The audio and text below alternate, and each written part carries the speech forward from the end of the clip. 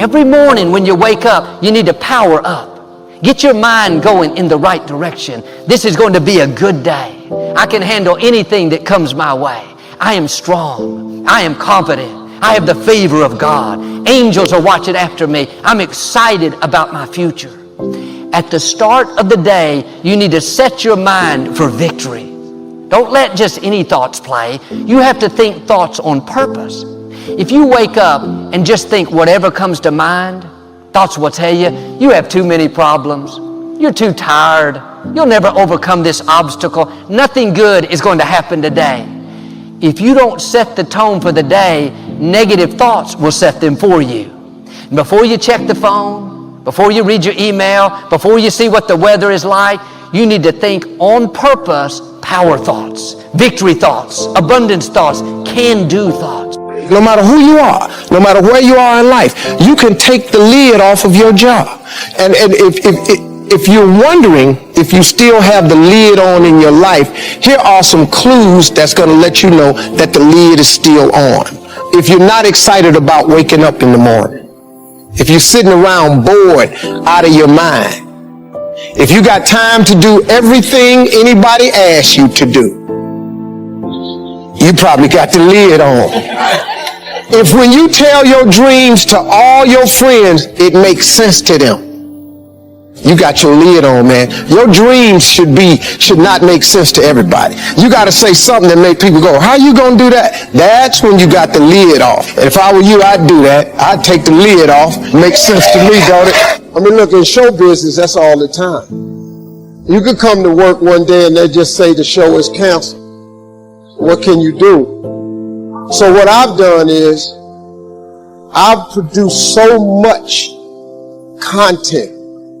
I got radio, I write books, I write movies, I do TV shows, I host TV shows, I got a game show, I do a Facebook watch show. I do so many. So when they come and they cancel something, I don't really give a damn. Because I got 8 more jobs. You know what I mean? I've just managed to stack. And then I'm always prepared. I prepare for what's coming. Here's the deal. Change is inevitable. So here's what's going to happen. No matter what's going on in your life is not permanent. Everything is going to change. So there's 2 things you can do with change.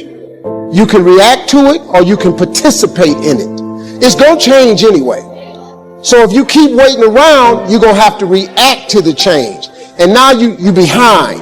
But if you participate in the change, if you know the job you have is not going to last forever. I'm just telling you. COVID proved that already. Where you go to work at every day, that's going to change. COVID proved that already. Your best laid plans has changed. So what you got to start doing is you got to start anticipating that it's going to change and just start living your life with the preparation for change. No matter what you're doing, you could be doing more. Remember that. It's 24 hours in a day. You got to use as many of those hours to prepare stability for yourself as you can. I said it online, I got in a lot of trouble. If you sleep 8 hours, you're not ever going to be rich. If you have any dreams of being rich, you cannot sleep 8 hours a day. It's only 24 hours in a day. If you sleep 8 hours, that's a third of your life. How can you cannot be asleep a third of your life and become successful. You can't. People got mad at me. They talking about Steve Harvey prefers wealth over health. No, I'm just telling you. If your ass wants to hit it and be rich, you got to quit bullshit. You got to get your hustle and grind on. You can't sleep how much you sleep? I sleep between 4 and 5 hours. If I get 6 hours, woof, I'm tired. Plus I'm old. I got to get up. I want to see what today is. I can't miss nothing. I'm old, man. I'm 64 years old, so I can't be laying in the bed waiting. I got to get up early. I'm up before the sun come up every day because I just want to see what else God got for me. He done gave me a lot. Might as well go see the rest of it, right? You can't see or sleep. So I've always prepared myself for what this business is. And for the first time, I've actually thought about retiring. This is the first time I've ever thought about retiring. So now I want to come home. I'm coming to Africa. The one thing that I have learned to relate to all of my children is to dream. There is nothing bigger than your dream. Nothing is greater than your dream. Now, as we sit in this great educational institution, I am not saying that your education is not important, because it's tied to a lot of your dreams. But let me tell you something. There ain't nothing bigger than your dream. Because your dream will propel you to get the education. Don't you ever stop dreaming. Don't you ever stop imagining. And we're going to talk about them two things a lot. But don't you ever stop dreaming. Your Bible says a man without a dream or a vision shall perish. That's in your Bible. It ain't just in the one I read. Nowhere in there does it say without an education you perish. But it says without a dream or vision you perish. So if what you are dreaming about requires an education, it is then your dream that propels you to get the education. But the dream is bigger than anything, man. See, if it was an education that caused you to be great or successful, I ain't here today, because I don't have one of them. But nobody could outdream me. Your dream is everything, man. It's the biggest part of your life. Look, man, it is that thing that God puts in you that don't let you sleep sometimes. It's your dream. It's that thing, that part of you, man, that wakes you up and stirs the very pit of your soul. I've always taught my children to dream. The secret, though, the secret to real success is if you tie your gift to the dream. Whatever position you find yourself in today, we put ourselves there by a series of thoughts and actions. Thoughts turn into things. That's very important to know.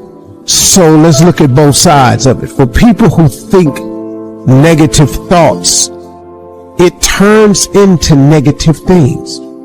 And the direct opposite is true for those who think positive thoughts. It turns into positive things. That's the deal. It's as simple as that, folks. Thoughts become things.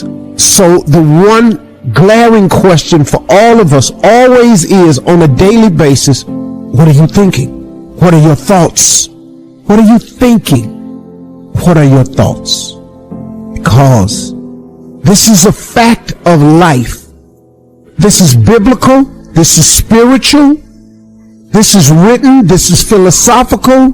This is the law of the universe. This is just the way it is. Now, and here the cold part, folks. It don't matter if you believe me or not. It does not matter if you have never been explained this or not. And it does not matter if you think it works in your life or not. It don't matter. Listen to me. It is the way it is. It's just whatever. It's the law of the universe. You call whatever you want to call. However you got to dress this thing up, because this all it is. So when I say that you are where we are today because we thought ourselves here, oh, you best to believe that's true. You thought yourself here. No one else. See, let me explain something. I got people around me who so badly want to take credit for it. Every man in this room, you blew your 20s. You spend all your 30s trying to make up for your 20s. Yeah, that's the truth. Dog, every dude in this room blew their 20s and at 30 trying to fix what they should have did in their 20s. Yeah. And so forth and so on. You turn 40, you're trying to recover from the mistakes you made when you're 30. Now at 40, man, it's time for you to start. Really, at 30, you need to start buckling it on down. And just realize, man, everybody make mistakes. And if the mistakes you're going through are going to help you become the person you need to be later on. Steve Harvey. All the mistakes, dog, they cool to make. I needed to mess up every marriage. I needed to get arrested like I did. I needed to get shot. I needed all this, dog. I needed to be homeless. I needed all them things to happen to turn me into who I am today. So when you're young and you make mistakes, don't let them eat you up. Because everybody that done made it, done made them.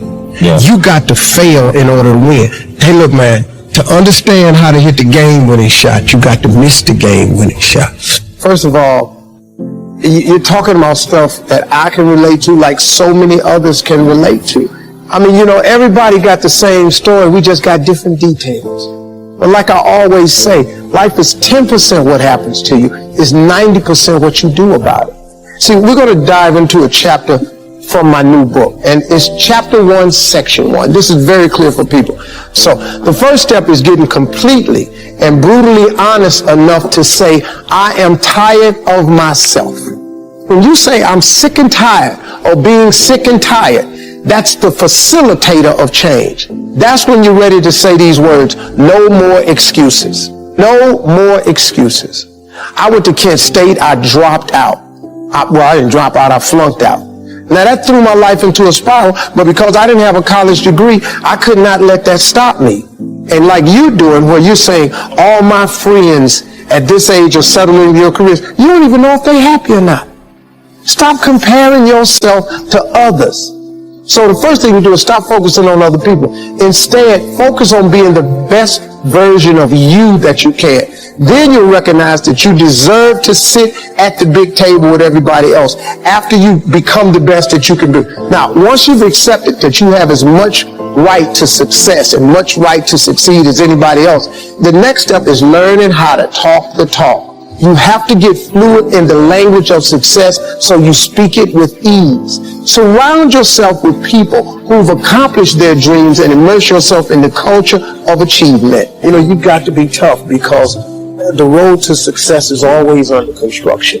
It's never a clear path to success. The people who become successful are the people who have a relentless attitude. And you just got to hang in there through the bad breaks, because the bad breaks is coming. But they usually come right before the big break is about to happen. You get a series of bad breaks and it stumbles up a lot of people. My life and my success is to say to anyone, you can stumble, you can fall, you can get back up again. And like I've said before, we each have a gift. But too many people miss out because they refuse to sign the lease on their gift.